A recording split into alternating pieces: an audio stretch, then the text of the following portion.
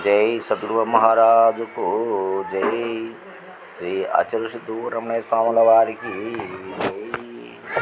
గురు బ్రహ్మ గురు విష్ణు గురుదేవో మహేశ్వర గురు సాక్షాత్ పరబ్రహ్మ తస్మయే శ్రీ గురవే నమః. చాలు. ఆధ్యాత్మిక జ్ఞానం అనేది ఎందరో మహానుభావులు ఎన్నో విధాలుగా ఎన్నో శాస్త్రాలలో తెలియజేస్తారు మనకు. అసలు ఆధ్యాత్మిక జ్ఞానం అంటే ఏంది, ఏది సత్యమో ఏది మార్పు చెందనిదో, ఏమి భూత భవిష్యత్ వర్తమాన కాలముల యందు ఏకరీతిగా ఏదైతే ఉన్నదో, ఎలాంటి భేదభావము లేకుండా ఉన్నదో, నాశనము కాకుండా ఉండదు, అది ఆధ్యాత్మికత. దాని గురించి తెలిసేది ఆధ్యాత్మికత. ఇంకా ఇంకా దగ్గరగా మనం చెప్పుకోవాలంటే ఈ ఆధ్యాత్మిక వ్యవహారం అంతా నిద్రలో నువ్వు ఏ సుఖాన్ని పొందుతా ఉన్నావో, నిద్రలో నువ్వు ఏ సుఖాన్ని పొందుతున్నావో అట్టి సుఖాన్ని జాగ్రత్తలో పొందడానికి చేసే ప్రయత్నమే ఆధ్యాత్మికత. అవునా కదా? బాగా పరిశీలన చేస్తే ఆధ్యాత్మికత అంటే ఏంది, బ్రహ్మవిద్య అంటే ఏంది అంటే, నిద్రలో నువ్వు ఏ సుఖాన్ని అయితే పొందుతున్నావో, ఏ ఆనందాన్ని అయితే పొందుతున్నావో, ఆ స్థితిని జాగ్రత్తలో పొందడానికి ప్రయత్నం చేయడమే ఆధ్యాత్మికత. అవునా కదా? నిజమే కదా ఈ మాట? మరి నిద్రలో పొందే ఆనందం పొందడానికి, జాగ్రత్తలో ఆ ఆనందం పొందడానికి చేసే ప్రయత్నం అన్నప్పుడు, నిద్రలో ఏదైతే ఉంది దానికి ఎలాంటి లక్షణాలు కలిగి ఉంది ఆ ఆనందం అనేది, అది మన జీవితంలో, మన నిత్య జీవితంలో ఏమై ఉన్నది, ఏ రూపంగా ఉన్నది అనేది గ్రహించడమే ఆధ్యాత్మికత. అర్థమవుతుందా? ఇంకా శాస్త్రాలు ఇన్ని పక్కన పెట్టు, అవసరమైనప్పుడు చెప్పుకున్నాం వాటి గురించి. అర్థమైందా? దానికోసమనే అనేకులు అనేక రకాలుగా ఎన్నో గ్రంథాలు తయారు చేసినారు, పుస్తకాలు. కొన్ని వ్యాగన్లకు ఉన్నాయి ఈ పుస్తకాలన్నీ. వేదాలంట, ఉపనిషత్తులంట, బ్రహ్మసూత్రాలంట, భారత భాగవత రామాయణము, భగవద్గీత, అది 108 ఉపనిషత్తులు, ఇలా ఎన్నో అనేక రకాల శాస్త్రాలు. అవి కాకుండా ఎంతోమంది కవులు, ఎన్నో సిద్ధాంతాలు, మధ్వాచార్యులు కొన్ని, శంకరాచార్యులు కొన్ని, రామానుజాచార్యులు కొన్ని, మరి సమర్థ రామదాసు కొన్ని, వీరబ్రహ్మేంద్ర గారు కొన్ని, వేమనార్యులు కొన్ని, అన్నమయ్య కొన్ని, రామదాసు కొన్ని, చెప్పడానికి శక్యం కాకుండా ప్రతి ఒక్క వ్యక్తి ఈ పరమార్థ తత్వాన్ని గురించి శాస్త్రాలను ఆధారం చేసుకొని, శాస్త్రాలను చదివి అందులో ఉన్న భావాన్ని అర్థం చేసుకొని వారి వారి బుద్ధికి తోచినట్లుగా అనేక రకాల శాస్త్రాలు రాసి పెట్టిపోయినారు. ఆ శాస్త్రాలన్నీ చదువుకుంటా కూర్చుంటే నీ జీవితం సరిపోదు నాయన. అవునా కాదా? జీవితం సరిపోదు, సరిపోదు. అందుకని గురువు కాడు బొమ్మన్నారు. ఎందుకంటే దీనంతా ఎప్పుడు తెలుసుకుంటారు నువ్వు? గురువు కాడికి పోతే సద్గురువు ఉన్నారు. గురువు అంటే అందరూ గురువులు కాదు, సద్గురువు అంటే ఏ దానికైతే మనం పోతున్నామో అట్టి సద్వస్తువును, అటువంటి ఆ పరమాత్మ స్వరూపాన్ని మనకి ఇబ్బంది పెట్టకుండా, అది లేనిపోని శ్రమలతో కూడకుండా అతి సులభంగా, సుసుఖంగా, అనాయాసంగా తెలియజేసే మార్గములో చెప్పేటువంటి వాడు. ఎలాంటి ఆయాసము లేకుండా సునాయాసంగా, అతి సులభంగా, అతి సుఖంగా తెలియజేసే మహనీయుడే సద్గురువు. నీకు నానాక ఇబ్బందులు పెట్టి, నానాక సాధనలు పెట్టి, ఇది చేసుకో, దీన్ని పొందు, దీన్ని చేయంగా చేయంగా చేయంగా నీకు తెలియబడుతుంది, నువ్వు సరిగా చేయలే, నీకు శ్రద్ధ లేదు, అది ఇది అని నానాకు బాధలు పెట్టి ఏళ్ళ తరబడి బాధ గురు. ఏళ్ళ తరబడి తిప్పుకొని ఇలా చేస్తున్నామంటే ముందు మనకు తెలియదు ఆ విషయం. తెలియకనే గురువుకు తెలిస్తే దాని తెలియజేస్తాడు. అది తెలియనప్పుడు ఎన్నో ఇంకా మార్గాలు వాడు నేర్చుకుంటాడని నేను నేర్పించాడు. వాడు ఎన్ని అగసాట్లు పడినాడో అగసాట్లు నువ్వు పడాలా. ఊరికి రాలే విద్య. నేను 20 ఏళ్ళు 30 ఏళ్ళు గురుసేవ చేసి సంపాదించుకున్నా, అంత సులభంగా వస్తుందా నీకు, నువ్వు కష్టపడాలా అని ఈడు పడిన కష్టాలని నీతో నీకు పెడతాడు. అర్థమైందే? ఇప్పుడు ఒక డాక్టర్ ఉన్నాడు, డాక్టర్ కదా ఆయన. డాక్టర్ కాడికి పేషెంట్ పోతే దానికి తగిన వైద్యం చెయ్యాలా. అంత సులభంగా జరగదు ఈ వైద్యము. నేను చదువుతా నువ్వు చదవాలంటే అవుతుందా? పేషెంట్ చదువుతాడా? అట్లనే శిష్యుడు అనేవాడు వచ్చినప్పుడు నువ్వు ఏదైతే పొందినావో ఫలాన్ని శిష్యుడికి,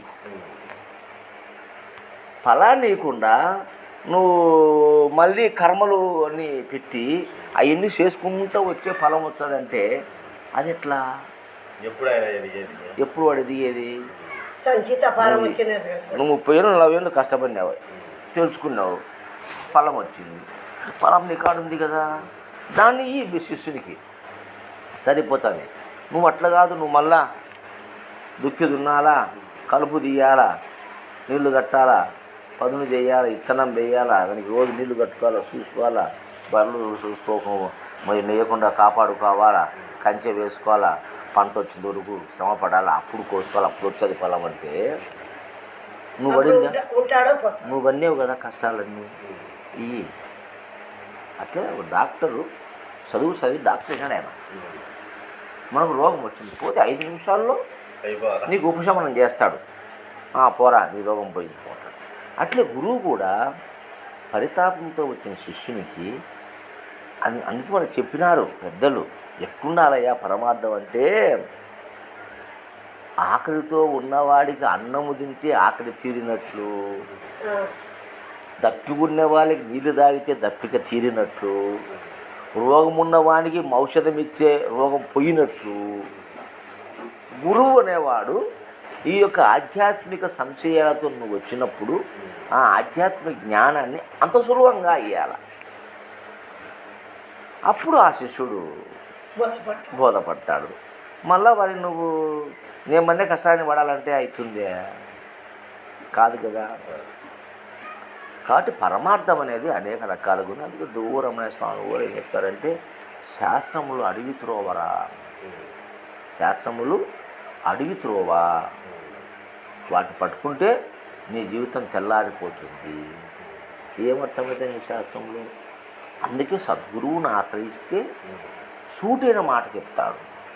అందుకే అక్కడ చెప్పినాడు, ఏ సాధన నీకెందుకు వీసానికి పనికిరాదు వినుమాయ్య, నే సాధుల చే విన్నది, ఏ సాధన లేని బోధ ఎరిగింతు పోకు, సాధనలందు మరిగితే రాకు, ఏ సాధనల జోడి నేను భాష చేసి తీవేని పరిపూర్ణ బోధ ఎరిగింతు పోకు, సాధనలందు మరిగితే రాకు. ఎందుకు చెప్పాడు అక్కడ మాట అంటే, ఆయన నేను చేసిన రాయన్ని తెలుసుకుందే, నేను నీకు ఆ సాధనలు అక్కర్లేదు, ఎందుకంటే నేను పడిన కష్టాలు నీకు వద్దు. ఒక తండ్రి కష్టపడి నువ్వు ఉండవు, మూటలు మోస్తాను సార్, నేను అడిగిపోయి అమాలి పని చేస్తాను అంటున్నావు. నీ బిడ్డ కూడా ఆ పని చేయాలని అనుకుంటావా? నువ్వు సంపాదించిన డబ్బు కూడబెట్టి వాడిని పెట్టుబడి పెట్టాను, బాగా చదువుకోనైనా ఉద్యోగం చేసుకో, నా పని మంచి పని, నువ్వు సుఖంగా కూర్చొని అనే కదా నువ్వు చెప్పేది. మరి వచ్చిన శిష్యునికి నా మాదిరి నువ్వు కష్టపడితే ఎట్లా? అజ్ఞానం కదా. కాబట్టి ఆ విధంగా మనము గురువు కూడా ఎన్నుకునేటప్పుడు సరైన గురువుని ఎన్నుకోవాలి. ఎందుకంటే ధనాన గుడ్డెద్దు సేవలో పడినట్టు ఆడ గురువు నాడు పరిగెత్తబోయి చేరడం కాదు, కొంతకాలం విచారణ చేయాలి. 2 1996లో నుంచి నాకు దూరం సంపరిచయం. 96 నుంచి ప్రతి సంవత్సరం ఆరాధనకు వస్తాం, భోజనం చేస్తాం, సభలు వింటాం, పోతాం. 2004లో నేను ఉపదేశం తీసుకున్నాను. అంటే 8 సంవత్సరాలు నేను గమనించిన. 8 సంవత్సరాలు ఒకరోజు 2 రోజులు కాదు. వచ్చేది బోధన వినేది, పోయేది, పాదం పట్టేది కాదు. ఎందుకంటే ముందు నుంచి నేను ఎంతోమంది గురువులను ఆశ్రయించి వారి బోధలు విని ఏది సత్యమైన మార్గం అని నేను పరిశీలన చేసేవాడిని. మనకు సరైన పద్ధతి. అప్పుడు ఆ గురువును కూడా మనం శిష్యుడు గురువు అంటున్నాడు, శిష్యునికి అడుగుతానే ఉపదేశం ఇవ్వకూడదు, దూరం అని చెప్పేవారు. ముందు ఇంట్లో భార్య బిడ్డలు ఒప్పుకోవాలి, ఉపదేశం ఇవ్వాలంటే సంప్రదించాలి. భార్య చెప్పాలి, ఒక భర్తకి ఇవ్వాలంటే భార్యకి అంటే భర్త చెప్పాలి, నాకు సమ్మతమే స్వామి మీరు ఉపదేశం చెప్పాలి, ఒప్పుకోవాలి. తర్వాత ఎట్లా వాని పరిస్థితి ఏమి, వాని గుణగణాలు ఏమి, ఇవన్నీ కూడా విచారించాలా అని కథ చెప్తున్నాడు స్వామి. నువ్వు పిల్లని ఇవ్వాలంటే ఊరికిస్తావు పిల్లను, ఎరుగుకొని విచారించుకొని వాడికి సంపాదించ ఉందా, సాకే స్తోమత ఉందా లేదా, మంచి పద్ధతి కలదా లేదా అన్నీ విచారం చేసుకున్న పిల్లని ఇచ్చావు. ఒక ఆడబిడ్డని పంపించినప్పుడు ప్రపంచమైనటువంటి దానికి అంత జాగ్రత్త పడుతున్నావే నువ్వు, ఇది పరమార్థం కదా, నువ్వు పోతా నీకు ఉపదేశం ఇస్తాడా గురువు?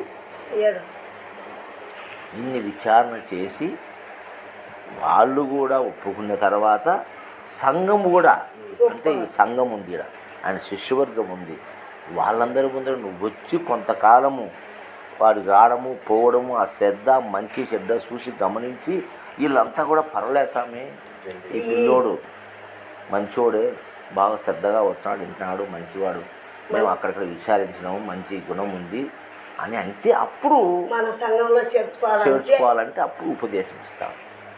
అవునా కదా? ఇంత తతంగం ఉంది. ఊరికి అట్లా వచ్చినారం నుంచి నీకు నేను ఉపదేశం ఇచ్చా అంటే వాట్ ఈస్ ద రీజన్? అసలు ఏంది అది? అట్లా ఉండాలి స్వామి, ఇప్పుడు ఉంటారనే చెప్పేది నేను. అది కాదు పద్ధతి. అట్లా మనం కూడా శిష్యుడు కూడా గురువు అంట ఉపదేశం అంటే పోతానే చూసి ఉపదేశం తీసుకోకూడదు. కొంతకాలం ఒక 6 నెలల్లో సంవత్సరం ఆ గురువు సవాసం చేయాలి. చేసిన తర్వాత అన్ని విధాలుగా నీకు నచ్చితే, గొప్ప నీకు అనిపిస్తే, అరే ఈయన కాడ సత్యం ఉంది, ధర్మం ఉంది, వాక్కు శుద్ధి ఉంది, మంచివాడు అని గ్రహించినప్పుడు అప్పుడు నువ్వు పాదాలు పట్టుకోవాలి. ఏమా 1996 నుంచి ఆరాధనకు వచ్చాను మేము. చేరలే. 2004లో చేరిన స్వామి కాడ నేను. అంటే 8 సంవత్సరాలు నేను ఖాళీగా ఉన్నా. స్వామి కాడికి వచ్చా పోతా కూడా నేను ఉపదేశం తీసుకోలే.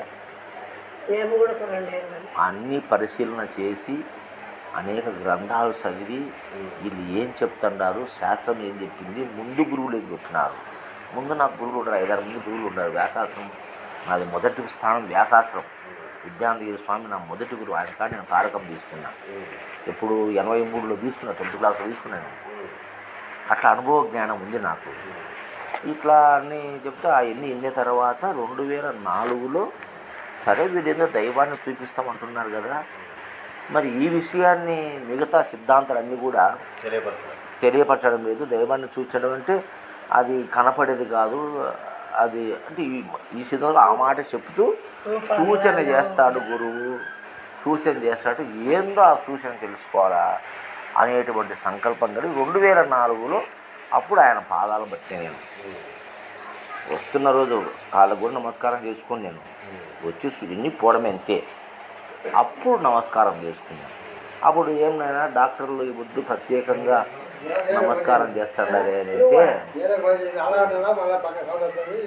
ఏమి లేదు స్వామి, మాకు ఉపదేశం, నమస్తే కూర్చోండి, మాకు ఉపదేశం కావాలా అని అంటే అప్పుడు ఆయన మీరు డాక్టర్లు కదా, నమస్తే, మీ కూర్చోండి మీ వృత్తిలో మీకు ఆదాయం ఉంటుంది, ఇక్కడ బ్రహ్మ విద్యలో ఆదాయం ఏమి ఉండదు, 10 రూపాయలు ఖర్చు అయ్యేది కానీ ఆదాయం ఉండదు. ఇక్కడ ఏమైనా ఆదాయం వచ్చిందని మీరు అనుకుంటున్నారేమో, ఏమి ఉండవు నాయన, రూపాయలు ఖర్చు అయ్యేది పూజలకు దానికి దీనికి, మరి ఆలోచన చేసుకొని చెప్పండి అని అన్నారు. అవన్నీ ఏం అవసరం లేదు స్వామి, మాకు ఎన్నో ఉన్నాయి, చూసినాము చేసినాము, సరే మీ దగ్గర ఒకటి తీసుకొని మా భావన కలిగింది, మాకు ఉపదేశం ఇవ్వండి అని అంటే ఆ మహనీయుడు డైరెక్ట్గా పరిపూర్ణ దర్శనం చేసినాడు. నా తారకం గీరకం ఏమి లే, నేరుగా పరిపూర్ణ దర్శనం చేసినాడు. నీకు అవన్నీ అవసరం లేదు, తారకం అవన్నీ సాంఖ్యము తారకము అవసరం లేదు, నీకు పరిపూర్ణ సూచన చేస్తా, అది ఎప్పటి నీకు సంశయం ఉంది, మిగతా అన్నీ చాన్నాళ్ళు మాకు సత్సంగం జరిగింది అది అంటే సర్లని పరిపూర్ణ సూచన చేసినాడు. ఓహో ఇదే అని గ్రహించినాము, ఆవిడికి అయిపోయింది.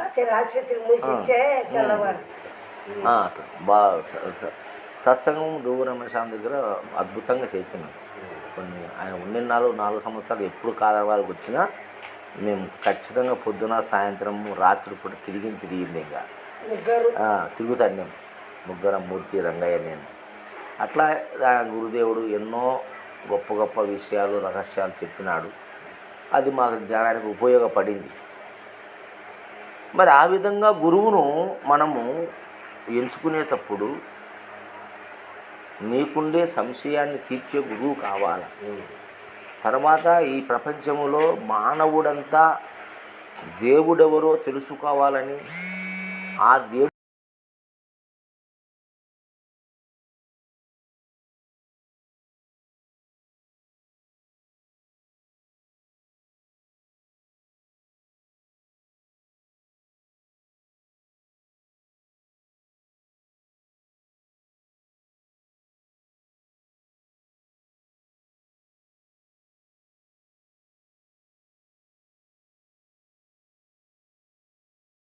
వాడు విరక్తి పుట్టి జీవితం మీద సమస్యలతో విరక్తి పుట్టి ఆ సంసారం భారం అయ్యి వైరాగ్యం ఉంటాడు. వైరాగ్యం అక్కడ అవసరం లే, భక్తి ఉండాలి, జ్ఞానం ఉండాలి.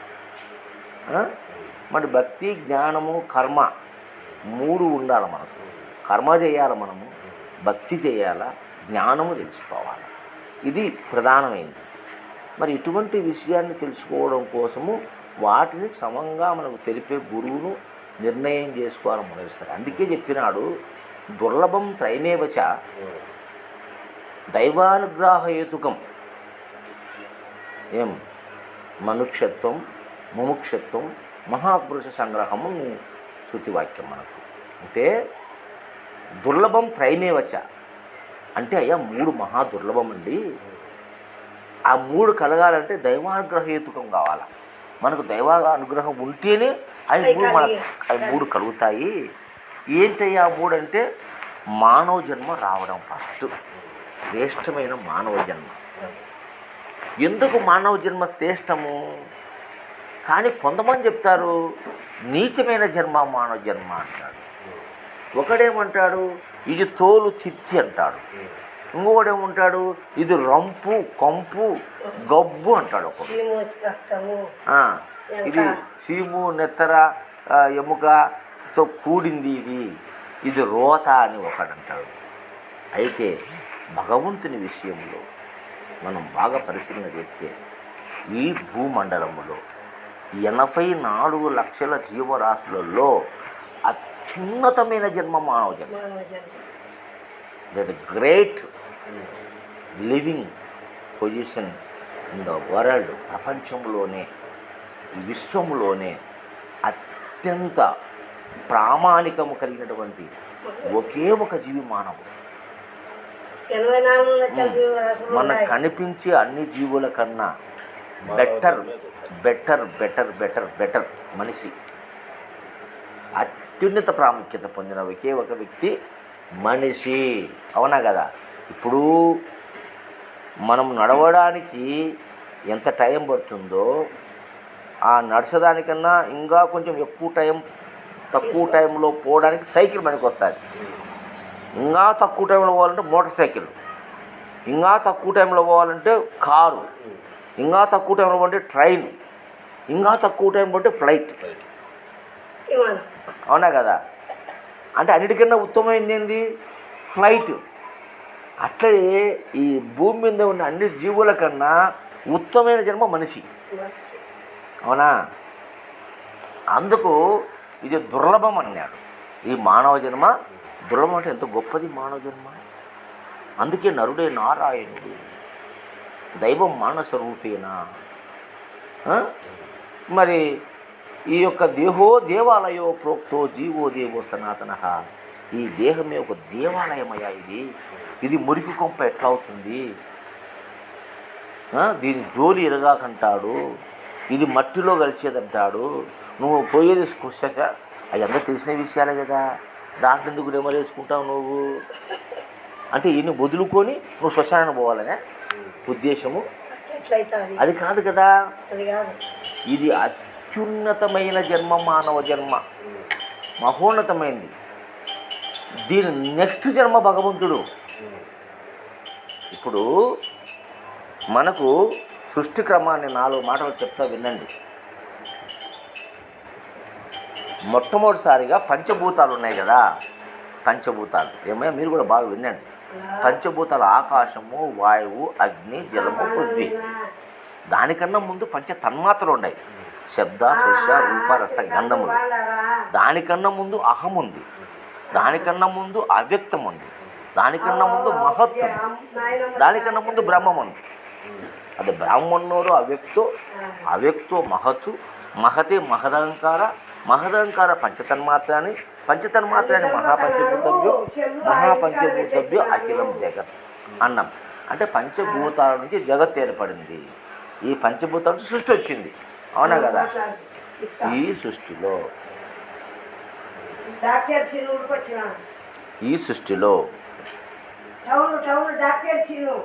పంచభూతాల యొక్క సృష్టి జడం.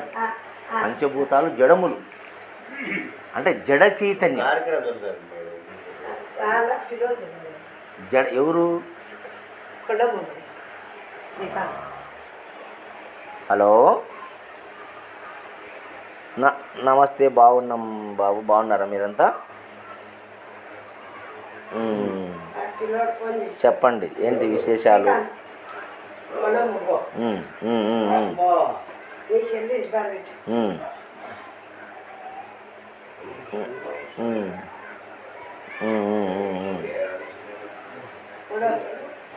వస్తాం తప్పకుండా వస్తాంలేండి. సరే, ఇదో ఓబిఎస్ స్వామితో మాట్లాడు.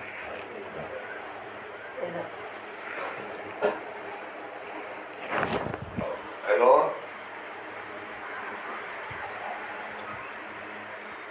పంచభూతాలు జడ చైతన్యములు. పంచభూతాలు జడ చైతన్యములు అంటే తనంత తానుగా ఏమి చేయలేదు. అన్నీ కలిస్తేనే ఏమైనా జరుగుతాయి. ఒక్కోటి సింగల్గా ఏం చేయలేదు. అర్థమైందా? అగ్ని కూడా స్వతహాగా కాలలేదు. దానికి వాయువు, దానికి ఆకాశము, ఈ కట్టెలు అంటే పృథ్వీ కలిసినప్పుడే అది మంటలాగా మనకు కనపడుతుంది. అవునా కాదా?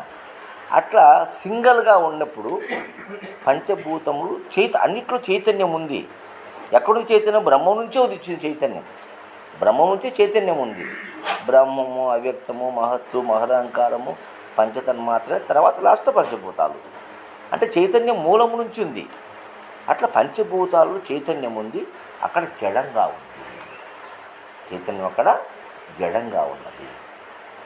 ఆ జడమైన పంచభూతాల నుండి, జడ చైతన్యమైన పంచభూతాల నుండి మొట్టమొదటిసారిగా జీవ చైతన్యంతో కూడిన మొక్కలు వచ్చినాయి. జీవరాశి రాలే ముందు. అర్థమైందా? ముందు మొక్కలు వచ్చినాయి.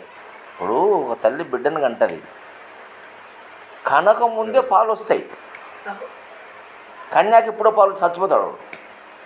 అవునా కదా? ధర్మం ఏమంటే కనక ముందే బిడ్డకు పాలు రెడీగా రొమ్ముల్లో ఉంటాయి. పుడతానే వాడు తాగుతాడు.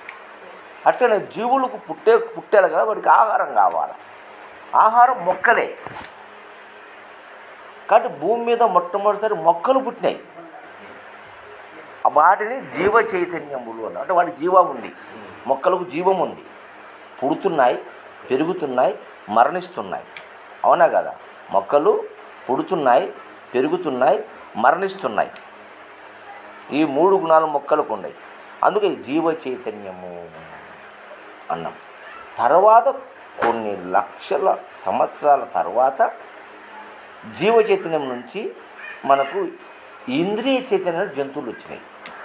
ఇంద్రియ చైతన్యం అంటే ఇంద్రియాలు ఉంటాయి వాటికి, అంటే కళ్ళు, ముక్కు, నాలుక, చర్మము, కాళ్ళు, చేతులు, రెక్కలు, ఈ రకరకాలుగా ఒక్కొక్క జాతికి ఒక్కొక్క రకమైనటువంటి ఇంద్రియాలు ఉన్నాయి. సీమకుండే ఇంద్రియాలు ఉన్నాయి, తునియకుండే ఇంద్రియాలు తునియకుండాయి, పౌరానికి ఉండే ఇంద్రియాలు పౌరానికి ఉండాయి, బర్రెకు ఉండాయి. ఇట్లా 84 లక్షల జీవరాశులు ఇంద్రియాలతో పుట్టినాయి. అంటే అన్నిటికీ ఇంద్రియాలు ఉన్నాయి. అందుకని ఇంద్రియ చైతన్యంతో వచ్చిన జంతువులు అన్నారు. అంటే వాడికి ఇంద్రియ చైతన్యం ఉంది, చూస్తాయి, వింటాయి, అర్థమైంది, అరుస్తాయి, చెప్పాలి. వాటి భాషలో వాడు చెప్పుకుంటాయి. మనకు అర్థం కాదు, మన భాష వేరు, వాటి భాష వేరు. సీమలు రెండు మాట్లాడుకుంటాయి, మనకు అర్థం కాదు. 2 పక్షులు మాట్లాడుకుంటే మనకు అర్థం కాదు, 2 బర్రెలు మాట్లాడుకుంటే మనకు అర్థం కాదు, వాటి భాష వేరు. కుక్కలు కూడా 4 కూర్చొని వ్యవహారం చేస్తుంటాయి, అది మనకు అర్థం కాదు, వాటి భాష వాటికి అర్థం అవుతుంది. అవునా కదా? అట్లా కమ్యూనికేషన్ వాటికి ఉంది. అంటే ఇంద్రియాలు ఉన్నాయి, చెవులు ఉన్నాయి అంటే వినే శక్తి ఉంది, నోరు ఉందంటే మాట్లాడే శక్తి ఉంది, కన్ను అంటే చూసే శక్తి ఉంది, ముక్కు ఉంటే శ్వాసించే శక్తి ఉంది, కాళ్ళు చేతుంటే పని చేసే శక్తి ఉంది, పారాడే శక్తి ఉంది. అవునా కదా?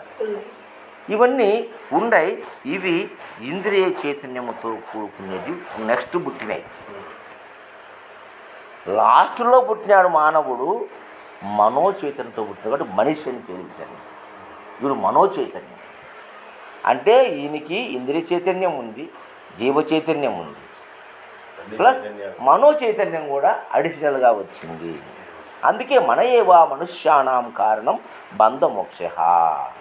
ఆ మనసే పెట్టిన తిప్పలే ఈ మనిషికి బంధానికైనా మోక్షానికైనా రెండిటికి మనస్సే కర్త. అందుకే శృతివాక్యము మన ఏవ మనుష్యానాం కారణం బంధమోక్షయ.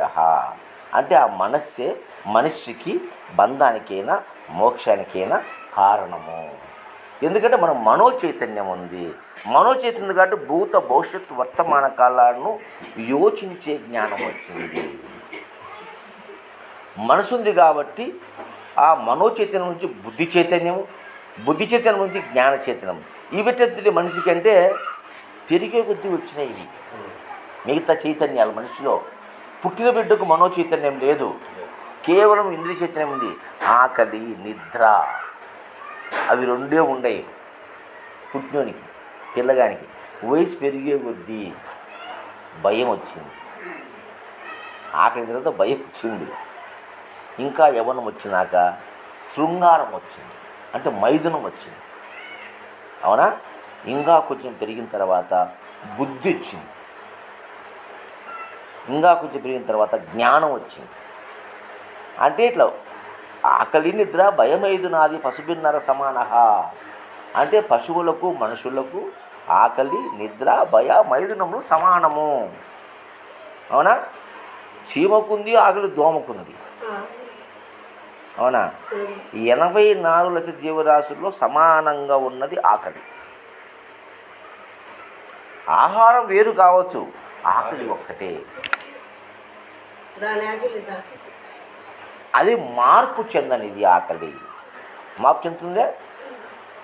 నీకు నాకు తేడా, రాజుకైనా మంత్రికైనా.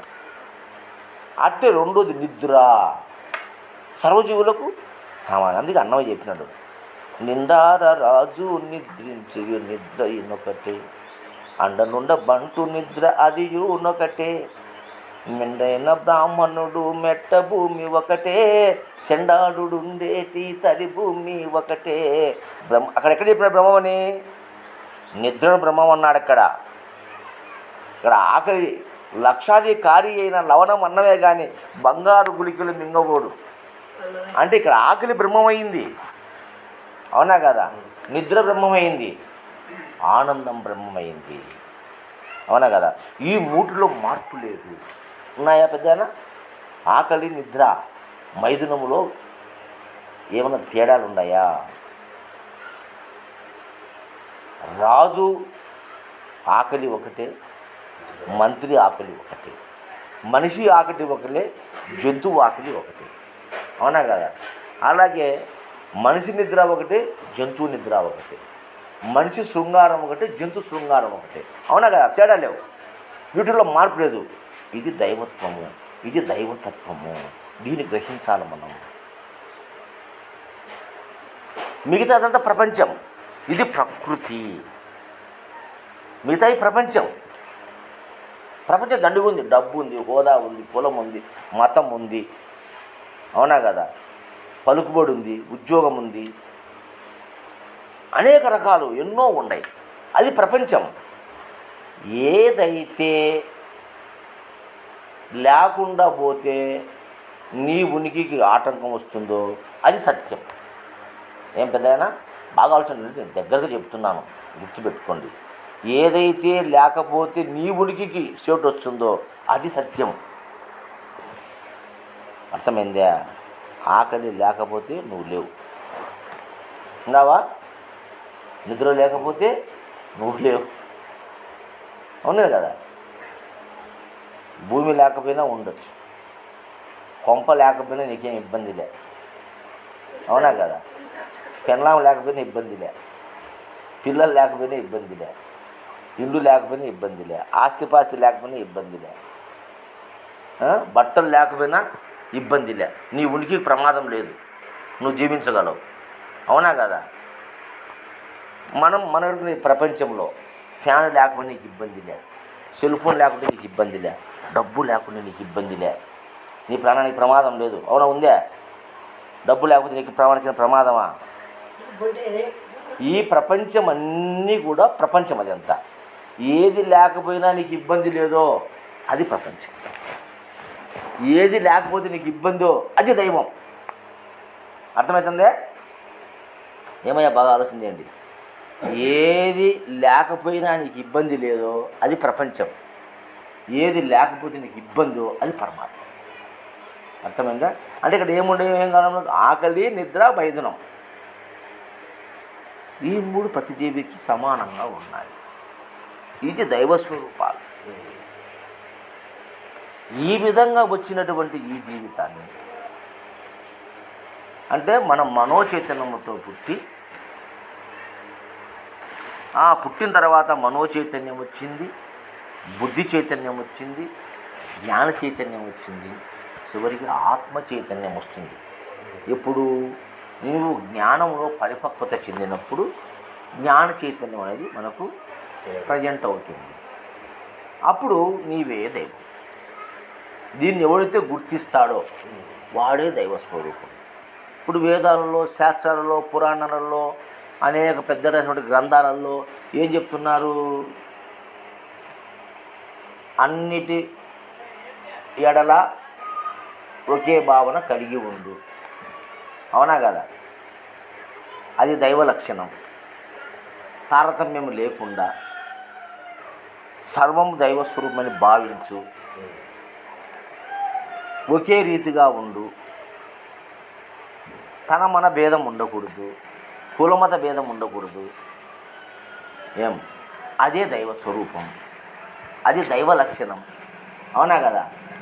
మరి మనం చెక్ చేసుకుంటే కులానికి, మతానికి, జాతికి, హోదాకు, డబ్బుకు దేనికి సంబంధం లేకుండా అందరిలో సమానంగా ఉన్నది ఆకలి. అవునా కదా? అందరిలో సమానంగా ఉన్నది నిద్ర, అందరిలో సమానంగా ఉన్నది శృంగారము. అవునా కదా? ఇది దేవుని స్వరూపాలు. మిగతావన్నీ ప్రపంచం.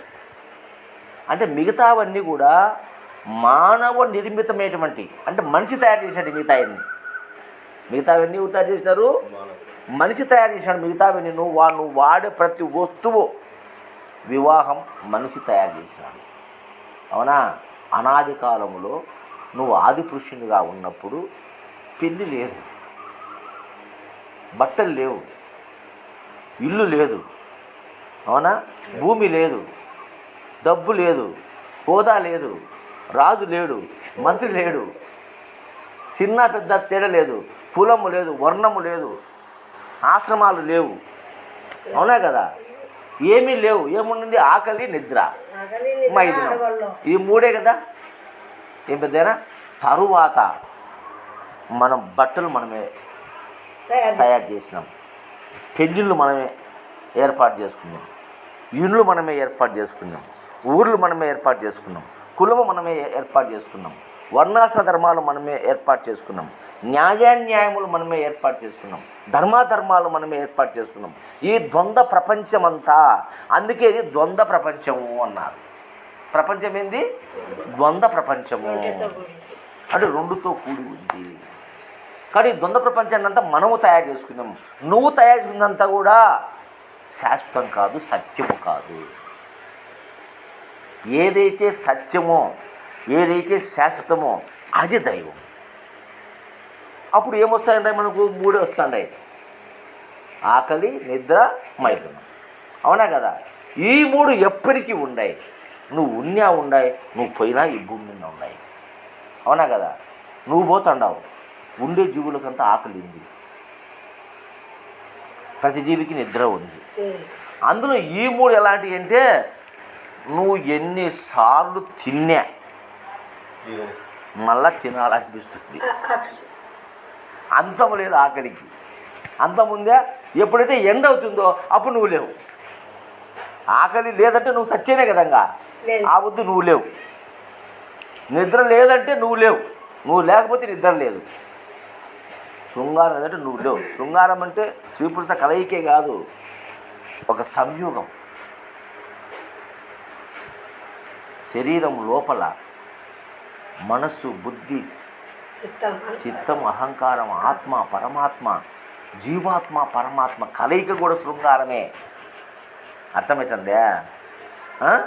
జీవాత్మ పరమాత్మ దాన్ని జీవ బ్రహ్మైక్యం అన్నాం, జీవేశ్వర ఐక్యం అన్నాం. అవునా కదా? అది శృంగారం, అది సంయోగం.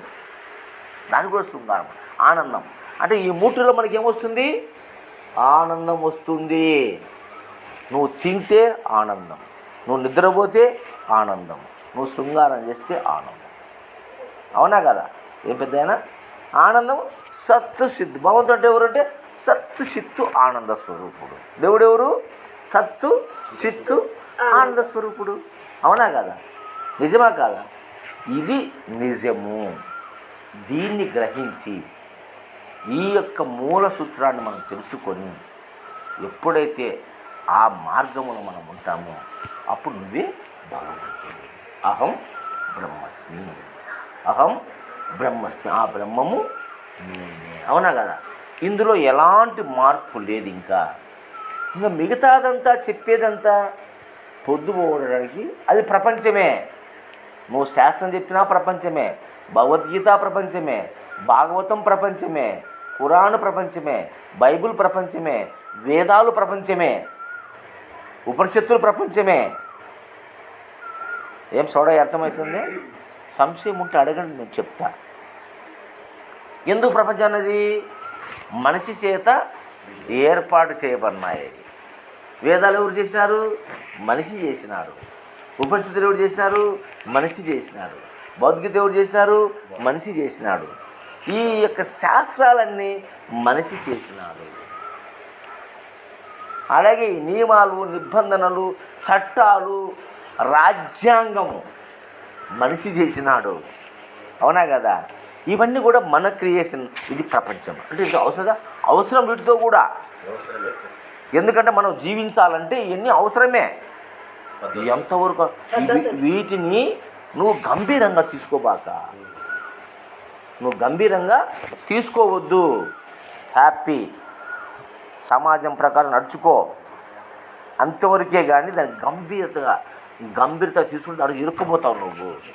అందుకే దానికి ఏమన్నారంటే అంటని స్థితిలో ఉండమన్నారు. అన్నీ కావాలా, భార్య కావాలా, బిడ్డలు కావాలా, సంసారం కావాలా, డబ్బు కావాలా, పరువు కావాలా, ప్రతిష్ట కావాలా, ఏం పెద్దనా అన్నీ కావాలి నీకు. అన్నీ ఆనందంగా అనుభవించు, కానీ అంటుకోబాక.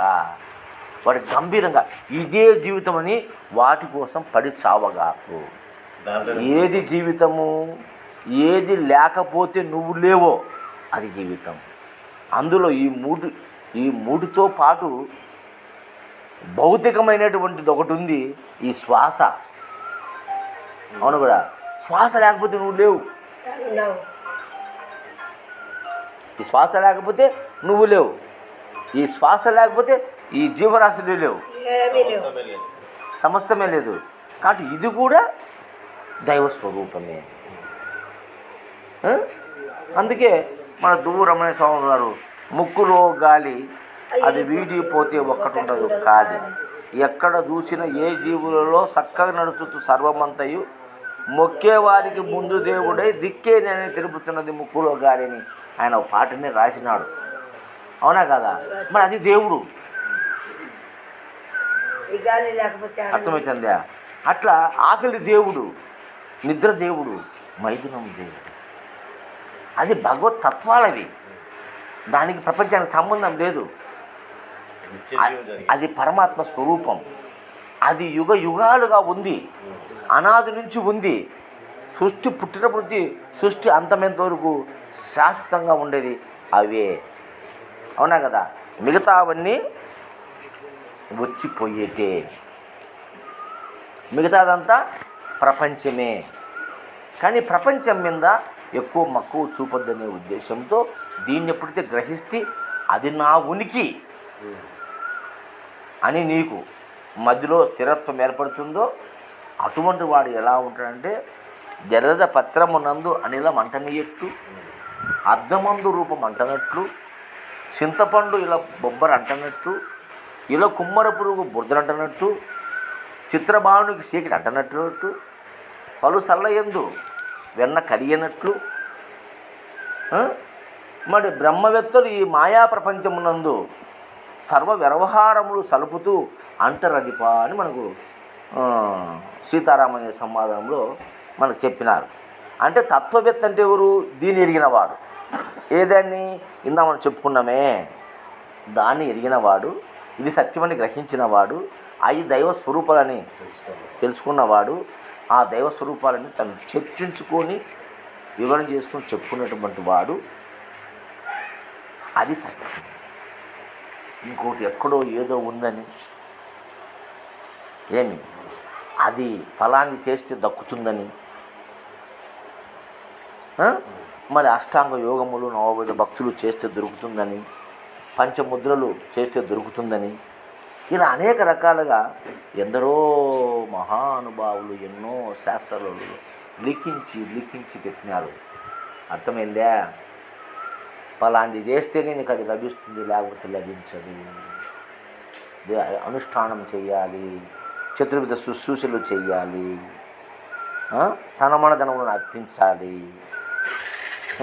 తారకము చేయాలి, అమనస్క చితి పొందాలి. ఏంటి ఇవన్నీ? ఇది అర్థమయ్యే భాషన? అసలు దానికి దీనికి సంబంధం ఉందా? నువ్వు తారకము చేసినా చేయకపోయినా నీకు ఆకలి ఉంది, నిద్ర ఉంది, శృంగారం ఉంది. అవునా కాదా? అవి దైవ స్వరూపాలు. దాన్ని గ్రహించి ఈ మలినములో పడబాక. ఈ ప్రపంచమంతా మలినం ఉందే, ఇది కులము, మతము, హోదా, డబ్బు, ధనము, ఐశ్వర్యము, ఇది అనేక రకాల కల్పనలు మనం ఎన్నో పెట్టుకున్నాము. ఈ మత్తులో పడి, ఈ మాయలో పడితే అదే నీకు నరకం, అదే నీకు అశాంతి, అదే నీకు సుఖము లేదు. అక్కడ నువ్వు ఆనందాన్ని కోల్పోతున్నావు. అవునా కదా? మరి అటువంటి ఆనందాన్ని కోల్పోకుండా అదంతా ప్రపంచమని, ఆ ప్రపంచంతో నాకు పని లేదని కాదు, అవి ఎంతవరకు అవసరమో అంతవరకు వినియోగించుకో. ఎంతవరకు అవసరమో అంతవరకు వినియోగించుకో. సుఖంగా జీవించు. డబ్బు అవసరమే, కష్టం చేసి సంపాదించుకో, కూడబెట్టుకో. అవసరం కదా అది. రేపు వృద్ధాప్యం మనకి ఇబ్బంది పట్టి ఎవడు చూస్తాడు? 10 రూపాయలు సంపాదించుకో, కూడబెట్టుకో ధర్మయుతంగా. అవునా కదా? కట్టుకోండి. ఇప్పుడు ప్రపంచంలో ఇక్కడంతా జనాలు ఉండరు, ప్రజలు ఉండారు. సిగ్గు లజ్జ బిడియం ఉంది. బట్టలు వేసుకోవాలి మనం, ఉత్తబిత్తలు తిరగకూడదు. అవునా కదా? సిగ్గు మానవం లేనప్పుడు తిరిగినారు, అప్పుడు దాని గురించి స్పెర్సే లేదు. ఓ మాట్లాడుకో.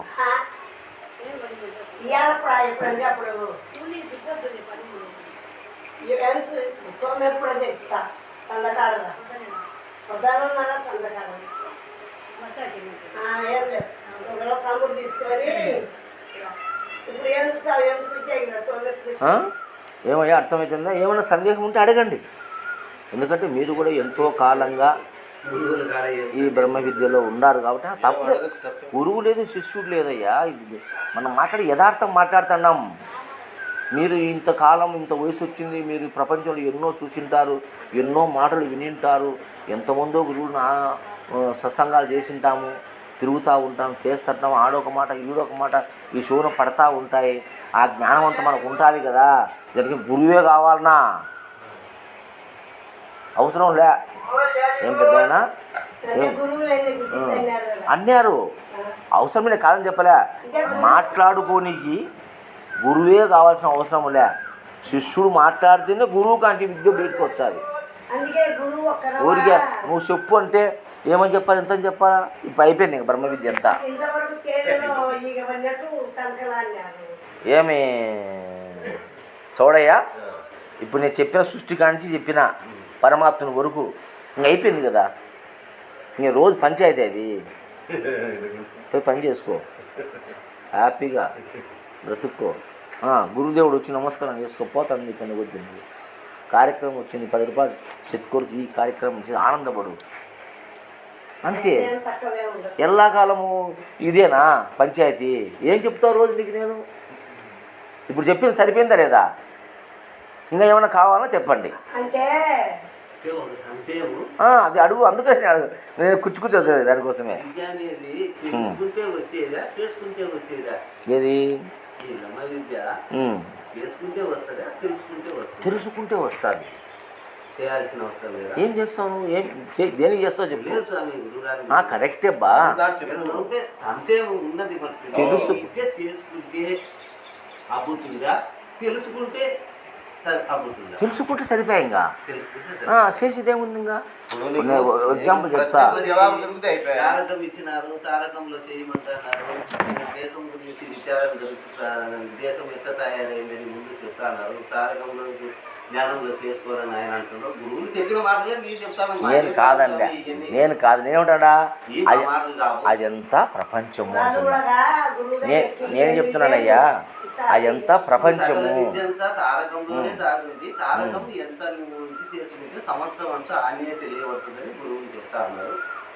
మరి చెప్తారు. అది ఏమిటో పరిపూర్ణం తెలుసుకుంటే సరిపోతుంది అని చెప్తున్నారు అని కొంతమంది అంటారు. కొంతమంది అంటారు నీ సంశయం కరెక్టే. కొంతమంది ఏమంటారు, అన్నిటికీ శ్రీకృష్ణ పరమాత్ముడే బతుకుతో చెప్పినాడు, అన్నిటికన్నా భక్తి మార్గమే శ్రేయస్కరమైంది, కర్మయోగానికి మించింది లేదన్నాడు. కర్మ భక్తి యోగానికి మించింది లేదురా, అది చాలా శ్రేయస్కరమైంది అని చెప్తాడు.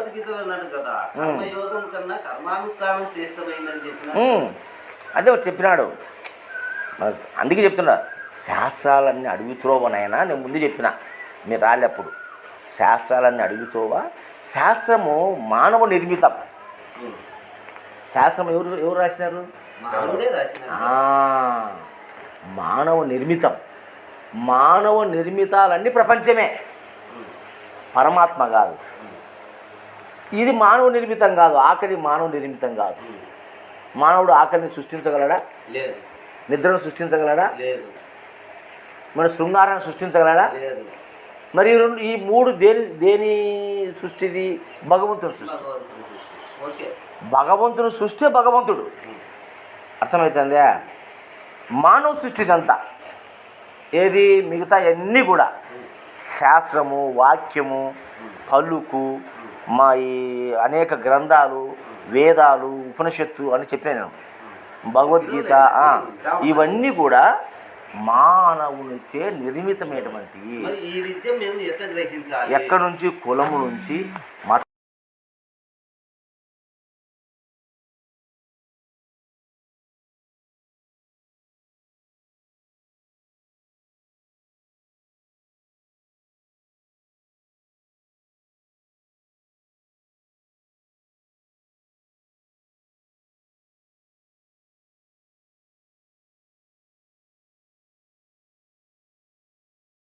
ప్రజపత్రమునందు ఆ నీళ్ళల్లోనే ఉండు, నేను అంటగాకు. చింతపండు బొబ్బలంటున్నట్టు, కుమ్మర పురుగు బురదలంటున్నట్టు, ఏమి పలు సర్లలో వెన్న కలిగినట్టు, చిత్రబాణకు స్త్రీలు అంటున్నట్లు అని చెప్పున్నాం మనం. అట్లా బ్రహ్మవేత్త ఉండాలి. ప్రపంచంలో ఉంటూ ప్రపంచాన్ని అంటకుండా ఉండడమే దైవత్వం. అంతవరకే. అంతేగాని దైవం అంటే ఎక్కడో ఉంది, నువ్వు చేస్తే తెలియబడేది కాదు భగవంతుడు పరమాత్మ. నువ్వు చేసి పొందేది కానే కాదు. చేసి పొందేదంతా ప్రపంచమే. చేసి పొందేదంతా ప్రపంచమే. నువ్వు ఏది పొందినా ప్రపంచాన్ని పొందుతావు. చేసేదంతా ప్రపంచమే. అక్కడ చేసేది లేదు, జీరో. ఊరుకుండు. లాస్ట్గా చెప్తున్న గురువులంతా, లాస్ట్ గురువులు ఏం చెప్తున్నారు? మౌనం. మాట లేదు. మాట లేదు అయ్యాడా భగవంతుడి కాడ. అవాచ్యం. అది ఫలాన్ని చెప్పడానికి అవకాశం ఉంది. ఏమని చెప్తావు? చెప్పడానికి మాట లేదు ఎక్కడ అని చెప్తున్నారు లాస్ట్కు. మరి ఏం చేస్తావు నువ్వు? చేసి సాధించేది ఏముంది? మరి ఏది చేయనప్పుడు ఏది ఎందుకు? ఏయ్. ఒక వారమో 10 రోజులు నీ దగ్గర కూర్చొని చాలు. విచారణ అంతా జరిపించుకుంటే చాలు చాలు. ఇంకా మరి ఎన్ని ఎందుకు? వ్యవహారం. ఈ ప్రపంచమైంది. దానికేనా ఇది? పరమార్థము ప్రపంచమైంది. పరమార్థము ప్రపంచమైంది పెద్ద ఆయన. పరమార్థమేదేమో అది ప్రపంచమైంది. అంటే ప్రపంచానికి వచ్చాకల్లా కొన్ని పద్ధతులు, అవునా కదా, కొన్ని నిబంధనలు, కొన్ని నియమాలు, ఇవన్నీ పెట్టుకున్నారు. ఇప్పుడు ఒక ఆశ్రమం కట్టినాము, ఒక గురువు ఉన్నాడు, 2 మాటలు చెప్పి పంపిస్తే సరిపోతుంది. కానీ వాడికి గడిచేదట. అవునే. నీకు రోజు 2 మాటలు చెప్పాలా? ఇది ఫలాన్ని చేసుకొని రాపరా, ఇది 6 నెలలు ఈ మంత్రం చెప్పించిరా. నువ్వు రుద్రాక్షమాలు తీసుకొని రోజు పొద్దున 100 నిమిషాలు, రాత్రి 2 నిమిషాలు చదువు. పొద్దున్నే స్నానం చేసి దీపరాణం చేసుకో, దేవుని గుట్లో కూర్చో, చేసుకో. 6 నెలలు. సేమ్ 6 నెలలు చేసిన స్వామి. నెక్స్ట్ వేరేది, ఇదొక 6 నెలలు. అప్పుడు కదా సమయం పెరుగుతుంది. ఇంకా నీవు చరిత్ర, నీ కథ అయిపోయినా కూడా గురువు అంటే ఏం తెలుసా? గురువు అంటే నేను చెప్పేది యథార్థ బోధ ఉంటుంది నాకు. గురువు అంటే శిష్యుని జీవితాంతరం మోసేవాడు కాదు గురువు. వెంటనే ఇడిపించేయాలి. వెంటనే వాడిని ఇడిపించేయాలన్నా. వాడిని మోయకూడదుగా.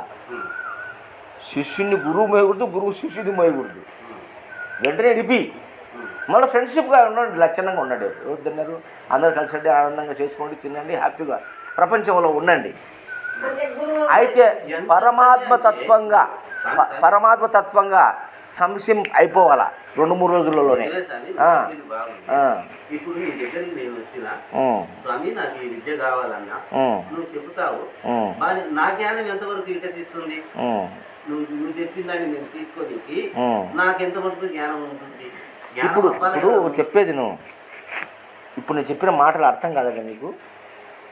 అర్థమనే అర్థం కాలేదా? అర్థమైతానయ్యా. ఇందాక నేను చెప్పింది మనం ఒక అరగంట సేపు మాట్లాడినాము.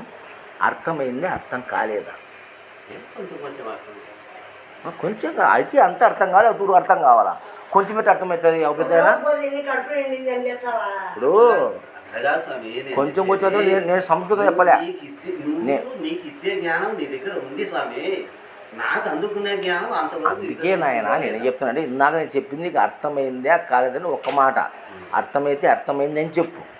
అర్థం కాబట్టి అర్థం మన అయిపోయాయి. అర్థం కాలేదు అంటే అర్థం కాలేదు అన్నప్పుడు దాని నెక్స్ట్ సబ్జెక్టు. నీకు అర్థం కాలేదంటే నెక్స్ట్ సబ్జెక్టు. అర్థమైందంటే అడికి అయిపోయాయి. అర్థమైందంటే అర్థం కాలే అన్నప్పుడు దేవుని గురించి ఇంకా కొంచెం కిందికి పోవాలి. నేను చెప్పింది 5 స్టేజ్లో చెప్పిన. ఏం చెప్తున్నాను? అయ్యా, ఈ ప్రపంచములో మన కంటికి కనిపించే ప్రతిదీ మానవ నిర్మితము, దైవ నిర్మితం కాదు. దైవ నిర్మితం 3 అని చెప్తుంది. అవి 3 దైవ నిర్మితం. అవి ఏంటంటే ఆకలి, నిద్ర, శృంగారం. ఈ 3 దైవ నిర్మితము.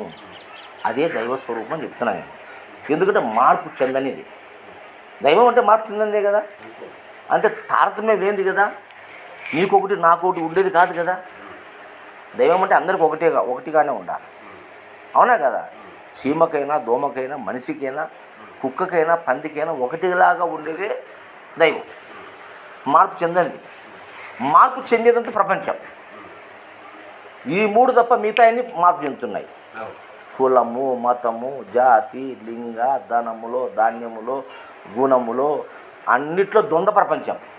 ప్రపంచమే ద్వంద్వ ప్రపంచం అన్నది దీన్ని. అంటే రెండుతో కూడుకున్నది ఈ ప్రపంచం, రెండు కానిది భగవంతుడు. దానికి అద్వైతము అన్నారు, అద్వితీయము అన్నారు, అవునా అని అద్వైత సిద్ధి అన్నారు దాన్ని. అలాంటి అద్వైతము ఆకలి, నిద్ర, శృంగారం కూడా నేను చెప్తున్నా. ఆకలికి దానికి ప్రత్యామ్నాయం లేదు. ఇంకా అన్ని జీవులకు సమానంగా ఆకలి ఉంటుంది. పేదవాడికైనా ఉంటుంది, సావుకారికైనా ఉంటుంది. ఎప్పుడు పోతుంది ఆకలి? వాడు పోయినా ఉండి పోతుంది. ఆకలి పోయినా వాడు పోతాడు, వాడు పోయినా ఆకలి పోతుంది. అంటే లింకప్. నీకు ఏదైతే లింక్ అయి ఉందో అది పరమాత్మ స్వరూపం. అది పోతే నువ్వు పోతావు. నిద్ర పోయిందా నువ్వు పోతావు, ఆకలి పోయిందా నువ్వు పోతావు, శ్వాస పోయిందా నువ్వు పోతావు, అవునా కదా? ఈ నీకు లింకప్ అయి ఉన్నాయి. అయితే మిగతా అన్నీ ఏ పోకపోయినా ఏ పోయినా నువ్వు శివుడికి ఒంటి మీద బట్టలు పోయినా నువ్వు ఉంటావు. నీ ఉనికికి ఇబ్బంది లేదు, ప్రమాదం లేదు, అవునా కదా? డబ్బు పోయినా, భార్య పోయినా, బిడ్డలు పోయినా, సమస్తము పోయినా, నీ జ్ఞానము పోయినా, నీ విద్య పోయినా, అర్థమవుతుందా?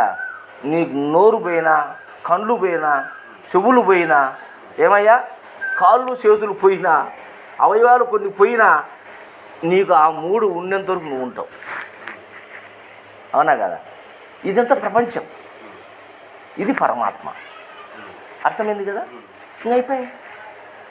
ఇంకేంది ఏం చెప్పుకుంటాం మనం? ఇంకా తారకం చేయమంటావు, బాగానే ఉంది, విమర్శించడం కాదు. ఎందుకంటే ఫైనల్గా చెప్తున్నా, నేను ఫైనల్గా చెప్తున్నాను. నువ్వు తారకం చేసుకోవాలి అంటే నీకు ఇష్టం చేసుకోను, ఇబ్బంది ఏం లేదు, హ్యాపీగా చెయ్యి. పొద్దున 3 గంటలు, సాయంత్రం 3 గంటలు చేయి, వద్దని చెయ్యి, అది నీ ఇష్టం, చేసుకో అని. అది తారకంబు మనశుద్ధి కారకం అని అన్నారు. అర్థమైందా? ఇప్పుడు తారకం అంటే ఏం చేస్తావు? శ్వాసలో రామాని అక్షరాలు చేర్చి చేయడమే కదా. మరి శ్వాస నీకు బుద్ధి కొత్తగా వచ్చిందా? గురువు ఇచ్చింటే వచ్చిందా, లేకపోతే పుట్టుకతో వచ్చిందా?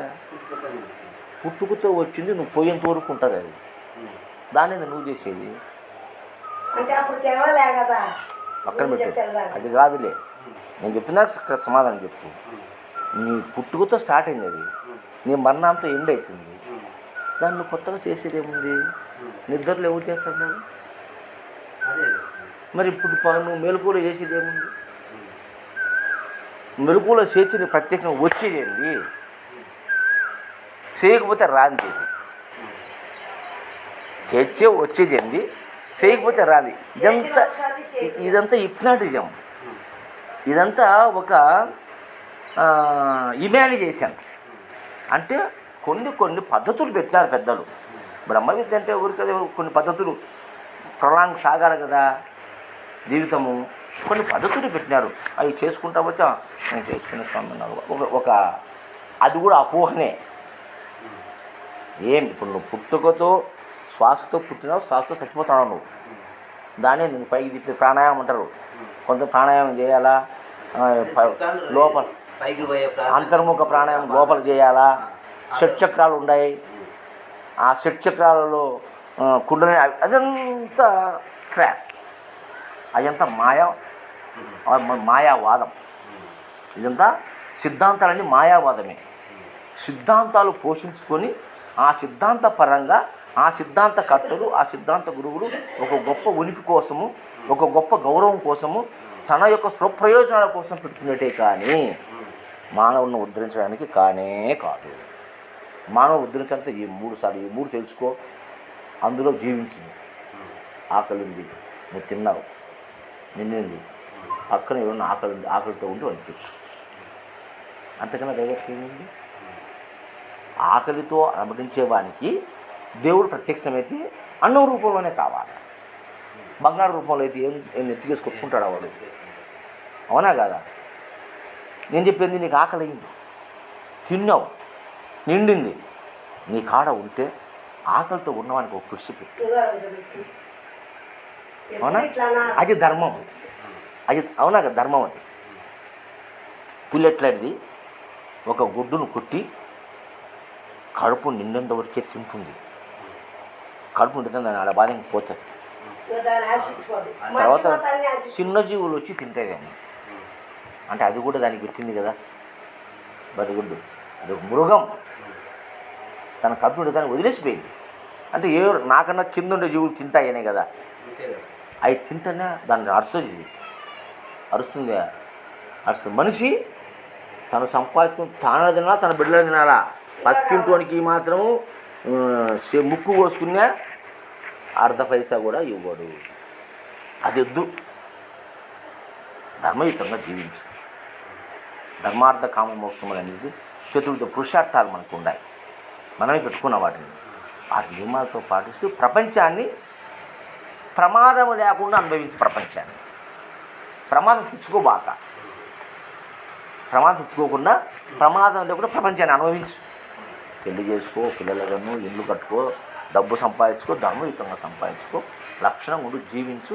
అయితే నీ మూలము, నీ కోర్, నీకు మూలం ఈ మూడని గుర్తించు. నీకు మూలము ఈ మూడని గుర్తించు. ఈ మూడు ఏనాడు లేవు ఆనాడు నువ్వు లేవు. అవునా కదా? నువ్వు రాముడైనా సరే, కృష్ణుడైనా సరే, నువ్వు చెప్పే శాంతి మాసైనా సరే, ఆకలి, నిద్ర, శృంగారం, ఈ మూడు ఉన్నాయి. లేవా? రామునికి లేవా? కృష్ణునికి లేవా? జన్మతః వచ్చిన ప్రతి జీవికి ఉన్నాయి. యమరాశి జీవరాశులు ఉన్నాయి. అయితే అన్ని జీవుల కన్నా మానవుడు గొప్ప జీవి అని ఎందుకన్నామంటే ఈయనకి మహా మేధాశక్తి ఉంది కాబట్టి వీడు గొప్ప ఫైనల్. వీడి తర్వాత దేవుడేగా. నెక్స్ట్ నీ జన్మ అంటే దేవుడు. గురువు కాడికి వచ్చే దేవుడిని చూపించడం కాదు, నిన్ను దేవుడు చేస్తాడు గురువు. దేవుడినే చూపించాడు. దేవుడు చూపించేవాడు కనపడాడు దేవుడు. నిన్నే దేవుడిని చేస్తాడు గురువు. నీవే దైవం రా నాయన. ఎక్కడ దైవం? నీ ఉనికే దైవం. ఏదో ఈ రూపంలో దైవం నీ దేహంలో ఉంది. ఆకలి ఉంది. దాని కులము, మతము, జాతి, లింగ, ప్రాంతము, ఎలాంటి అమెరికాలో ఉండేనికైనా ఆకలి అవుతుంది, ఇండియాలో ఉండేనికైనా ఆకలి అవుతుంది, చంద్రమంలో ఉండేవానికైనా ఆకలి అవుతుంది. దట్ ఈస్ దైవ స్వరూపం. అలా ఎవరికైనా నిద్ర ఉంది, ఎవరికైనా శృంగారం ఉంది. ఈ మూడు 84 జీవాలకు సమానంగా ఉన్నాయి, దేవతలకు కూడా సమానంగా ఉన్నాయి. కాబట్టి ఏదైతే శాశ్వతంగా ఉందో, ఏదైతే సత్యమై ఉందో, ఏదైతే మార్పు చెందుందో అది దైవం. అదే కదా చెప్పిన శాస్త్రాన్ని నిన్నాళ్ళు గురువు కాడికి వస్తున్నారు. ఏం చెప్తున్నారు? ఏదైతే శాశ్వతమో, ఏదైతే సనాతనమో, ఏదైతే మార్పు చెందదో, ఏదైతే ఎప్పటికీ ఉందో, ఏది లేకపోతే నువ్వు లేవో, ఏది లేకపోతే నువ్వు లేవో అది దైవం. కరెక్టే కాదా? మరి ఆ మూడు లేకపోతే నువ్వు లేవు కదా. చదువు లేకపోయినా ఉండవు, జ్ఞానము లేకపోయినా ఉంటావు. అర్థమైందా? మోక్షము లేకపోయినా ఉంటావు, నువ్వు ఉంటావు. డబ్బు లేకపోయినా ఉంటావు. ఈ మూడు లేకపోతే నువ్వు లేవు. ఏది లేకపోతే నువ్వు లేవో అదే దైవం. యథార్థం చెప్తున్నా నేను.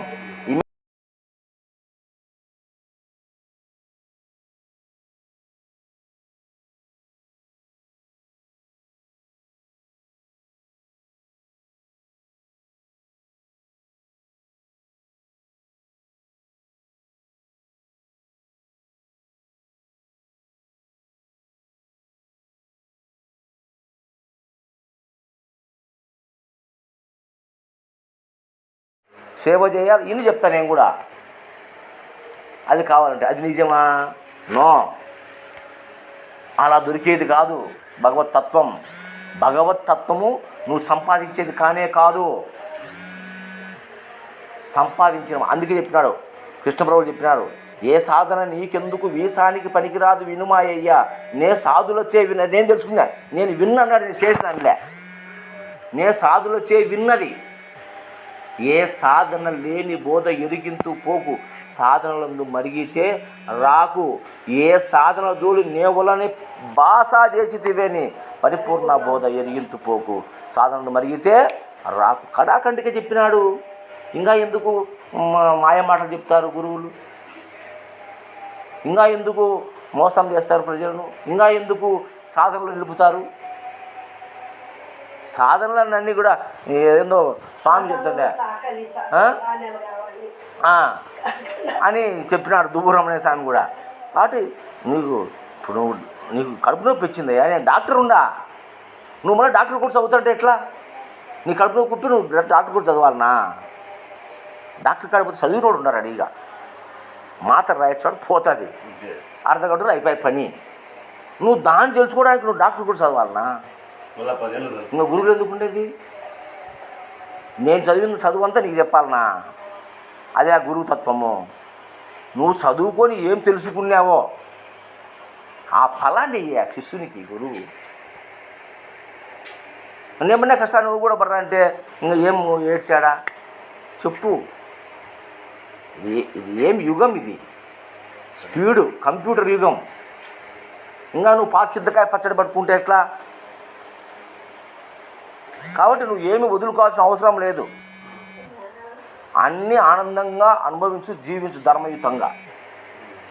నీ ఆచార వ్యవహారాలు ప్రపంచాన్ని చూసి నడుచుకో, ప్రపంచానికి వ్యతిరేకంగా నడుచుకోబాక. అర్థమైందే? అయితే నీ మూలం, నీ కోర్, నీ మూలం ఏంది? ఏది లేకపోతే నువ్వు లేవో అది కదా నీ మూలం.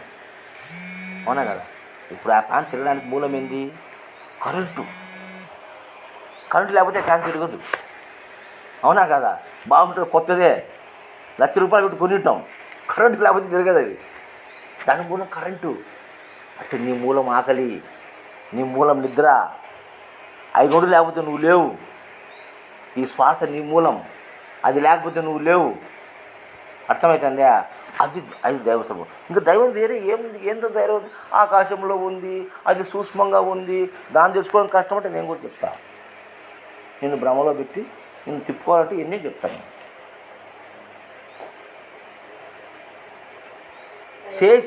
చేస్తే దొరికేది కాదు, చెయ్యడానికి అది కర్మ కాదు. తెలుసుకో. ఉన్న దైవాన్ని తెలుసుకోవడానికి ఏ సాధన అక్కర్లేదు, అది ఉంది ఆల్రెడీ. గుర్తించు పెద్ద. ఏం పేరు నీ పేరు? గంగాధర్ గారు. ఈ ఊరేనా? అమృతనగరా? భగవంతుడు అనేది తెలియబడే స్థానంలో లేదు. అర్థమైందా? ఉంది. నేను చెప్తున్నాను కదా, అంతటక్కలా ఉంది. అది ఏ మార్పు చెందదు. అవునా కదా? మార్పు చెందుతుందా? తన మన భేదం లేదు దానికి. అంతటా నిండి నిబిడీకృతమై ఉన్నది. అవునా కదా? దానికి ఏ భేదము లేదు, అభేదం. అది అద్వైతం. రెండు కాదు అది. ద్వైతం అంటే ప్రపంచమే. పరమాత్మ దానికి ద్వైతం లేదు, అద్వైతం. మరి దాన్ని రెండుగా ఉండేదాన్ని నువ్వు సాధన చేసి సాధించవచ్చు. రెండుగా ఉంటే ఏదైనా కూడా నువ్వు తెలుసుకోవచ్చు. ఒకటిగా ఉండేదని నువ్వు తెలుసుకోలేదు. ఇప్పుడు ఒకటిగా ఉండేది భగవంతుడు, రెండుగా ఉండేది ప్రపంచం. అంతే కదా? ఒకటిగా ఉండేది భగవంతుడు, రెండుగా ఉండేది ప్రపంచం. రెండుగుండే ప్రపంచాన్ని నువ్వు తెలుసుకోవచ్చు. తెలుసుకొని ఈ సెల్ ఫోన్ కనుక్కునే భగవంతుని కనుక్కోమను. నువ్వు తెలుసుకొని ఆ ఫ్యాన్ కనుక్కున్నావు. ఎందుకు? కొన్ని వస్తువుల సముదాయాన్ని ఒకటి చేసి, అంటే ఒకటి కాదు, రెండు కాదు, మూడు కాదు, వందల వేల వస్తువులను కలిపితే అది వచ్చింది. నువ్వు కనుక్కున్నావు. దీనికి సాధన కావాలి. అర్థమైందా? భగవంతుడు సాధన ఎందుకు? ఆల్రెడీ ఉంది కదా. ఉన్నదాన్ని గుర్తించాలా నువ్వు. గుర్తిస్తే దానికోసం రోజు ఎత్తకాల్సిన అవసరం. ఇప్పుడు కారు రాదు నీకు, రోజు నేర్చుకుంటావు పోయి కారు. ఎన్నాళ్ళు నేర్చుకుంటావు? వారము 10 రోజులు. వాణి యొక్క శక్తి సామర్థ్యాన్ని బట్టి 1 నెల లేదా 3 నెలలు. అడిగి ఎక్కువ 3 నెలలు కూడా రాదంటే వాడు ఇంకా పరమ ఇదేని, అంటే వానికి పూర్తిగా అవగాహన లేదని. 3 నెలలు పట్టిందంటే ఒక రోజులో నేర్చుకున్న కారు ఒకే ఒక రోజు 1 గంటలో నేర్చుకున్నాను. ఒక రోజు కూడా ఒకే 1 గంటలో నేను కారు నేర్చుకున్నాను. పొద్దున్నే నెల్లూరుకి చేసుకొని పోయినా. ఈరోజు కారు కొన్నా ఉదయము, సాయంత్రం పోయి గ్రౌండ్లో డ్రైవర్ని పిలిచిపోయి 1 గంట తిరిగిన. మరుసటి తెల్లారి పొద్దున్నే 4 గంటలకు కారు తీసుకొని నెల్లూరు పోయినా. మన ఆశ్రమం కింద పేపర్లు నీకు 1 గంటలో నేర్చుకునే కారణం అంటే దానికి జ్ఞానం ఉండాలి. జ్ఞానం ఉండాలి. జ్ఞానం ఉంటే జ్ఞానము శ్రద్ధ వాడు లభితే జ్ఞానం. శ్రద్ధ ఉంటే వస్తుంది. నువ్వు శ్రద్ధగా చేస్తే వస్తుంది. కొందరికి వారానికి వస్తుంది, కొంత 10 రోజులకు వస్తుంది, కొంతమంది నెలకు వస్తుంది.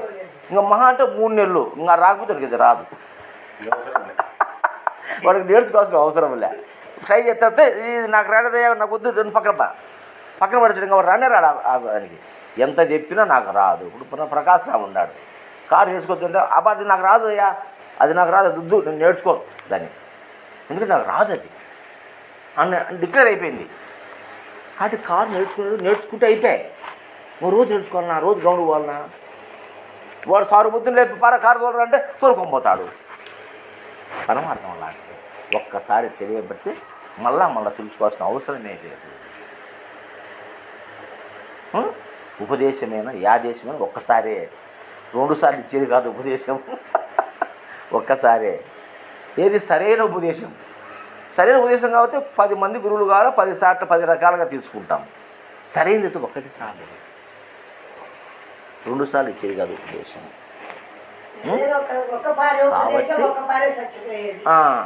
ఇది దైవం స్వరూపం అని షార్ట్కట్లో చెప్తున్నాం మీకు, అంతే. మేము మిమ్మల్ని కనిపించాలని కాదు. అయ్యా ఇలా ఉంటుంది దైవతత్వం అనేది. దైవతత్వం ఇలా ఉంటుంది. మన వాళ్ళు ఏమంటే దేవుడు అంటే ఇమానియేషన్, దేవుడు గద శంకు చక్రాలు పట్టుకొని వచ్చాడని బ్రహ్మలో కొంతమంది ఉంటారు. కొంతమంది దానికి కూడా స్వామి నేను బాగా చేసిన, నాకు ఆంజనేయ స్వామి దర్శనం ఇచ్చాడు స్వామి అని అంటాడు ఒకడు. అది ఇమానియేషన్ కదా. ఎప్పుడో త్రేతాయుగంలో ఉండే ఆంజనేయ స్వామి ఇప్పుడు ఎట్ట దర్శనం ఇచ్చాడు. కళలో మనం అనుకుంటే ఆంజనేయ స్వామి కాదు, 170 మంది దేవతలు కనపడతారు. కనపడరు, మనం ఊహించుకుంటే. అంతేగాని ప్రత్యక్ష దర్శనం నీకు ఎడ జరుగుతుంది? జరగదు కదా. కానీ కొంతమంది నేను బాగా వద్దు బల్ల కుదిరిందబ్బా ధ్యానం నాకు అద్భుతంగా. నేను ఇంకా కొంతమంది పిరమిడ్ దాకా చెప్తారు, ఆస్ట్రల్ ట్రావెల్ చేస్తాను నేను అంటే అనంత విశ్వంలోకి పోయి గ్రహాలలోకి సూర్యమండలానికి చంద్రమండలానికి దాటుకొని పోయి అన్ని తిరుక్కొని వచ్చినా నేను అంటాడు ధ్యానం చేసి. అది నమ్మదగ్గ విషయమా చెప్పు? కాబట్టి ఇలా ఎన్నో రకాలుగా మనిషి సంకల్పం పరుపలు విధాలు చెప్తారు. అవన్నీ సత్యాలు కాదు, అవి సత్యాన్ని నిలబడవు. నీ వరకు నువ్వు చెప్పుకుంటున్నావు, చెప్పుకో, మాకు అభ్యంతరం లే, లక్షణంగా చెప్పుకో, అంతవరకే. కాబట్టి సత్యం కాదు అది. ఈ సత్యం అనేది ఈ విధంగా ఉంటుంది. అసలు ఆధ్యాత్మికత అంటే ఏంది?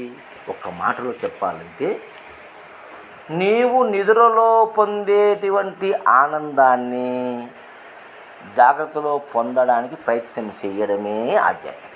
అంతేనా? ఇంకేముందండి? ఇంకేమనుంటే చెప్పు. అదనుకుంటే ఏంది? నువ్వు నిద్రలో పొందే ఆనందం, అవునా కదా? దాన్ని జాగ్రత్తలో పొందడానికి చేసే ప్రయత్నమే ఈ ఆధ్యాత్మికత మొత్తం అంతా కూడా. శాస్త్రాలు, గ్రంథాలు, గురువులు, సిద్ధాంతాలు దానికోసమే కదా. ఇంకా వేరే దానికి ఏమన్నా చెప్పు ఉంటే దానికోసమే కదా. మరి దానికి తతంగం దానికి అది ఎప్పుడు వస్తుంది ఆ శాంతి నీకు? ఇదో నేను చెప్పిన 3 నువ్వు గ్రహిస్తే ఆ శాంతి వస్తుంది. అంటే ప్రపంచాన్ని వదిలేస్తావు నువ్వు. అంటే వదిలేసి దూరంగా వైరాగ్యం కాదు, క్రమబద్ధంగా వాడుకుంటావు, పద్ధతిగా వాడుకుంటావు ప్రపంచాన్ని, జాగ్రత్తగా వాడుకుంటావు ప్రపంచాన్ని. అంతే. అది ఉన్నా పోయినా నీకు భయం లేదు, బాధ లేదు. ఎందుకంటే అది పోయేది ఒకనాడు, అది సత్యం కాదు. అది పోతే నీకు నష్టం లేదు, ఇది పోతే నష్టం ఉంది నీకు, అవునా? ఇది పోతే నష్టం ఉంది కదా. అది పోతే ఏం నష్టం మనకు? నష్టమా? మన ఇల్లు కట్టేమయ్యా, 1 కోటి రూపాయలు పెట్టి పడిపోయింది, నష్టమా నీకేమన్నా? ఏం నష్టం లేదు. కాకపోతే దాని మీద మమకారం కూడా ఏడుస్తాడు నువ్వు, అంతే. నీ ఉనికికి నష్టం లేదు, నువ్వు హ్యాపీగా జీవించవచ్చు, ఆనందంగా జీవించవచ్చు, అవునా కాదా? ఏం పెద్దయినా నిజమా కదా చెప్పింది? అట్లా మూలం చెప్తున్నా నేను. అవన్నీ తప్పని చెప్పడంలే, ఎవరు ఇష్టం చేసుకుంటా అంటారు, అది నేను కాదన్నాను. అది ధర్మం. కాబట్టి ఇలాంటి ఆ యొక్క మూల ధర్మాన్ని మనం ఎప్పుడైతే తెలుసుకుంటామో అప్పుడు అట్టి స్థితి మనకు కలుగుతుంది. అంతే. జై శ్రీ మహారాజుకు జై.